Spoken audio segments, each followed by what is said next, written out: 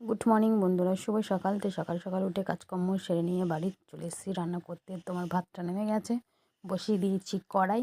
মাছ ভাজবো বলে ভালো করে কড়াইটা তাতিয়ে নিলাম যাতে মাছটা ভেঙে না যায়। মাছের মধ্যে নুন হয়তো মাখিয়ে নিয়েছি আগে থেকেই। তো এই যে আমি এখন কড়াইয়ে দিয়ে দেবো সর্ষের তেল। তো তেলটাও আমার গরম হয়ে গেছে, এবার একে একে মাছগুলো ছেড়ে দেবো। তো এই যে আমি মাছ ভাজতে শুরু করে দিয়েছি। একটু লাল লাল করে ভেজে নেব, খুব একটা খরাবো না, বেশি খড়িয়ে গেলে আমার মাছ খেতে ভালো লাগে না।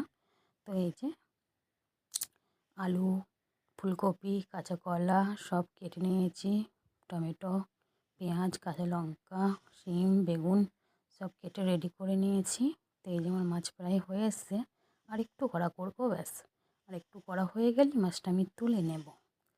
তো এই যে মেয়ের আজকে স্কুল ছুটি ছিল বলে ভাবলাম যে একটু রান্নাটা একটু জমিয়েই করা যাক। তো এই যে আমার মাছ ভাজা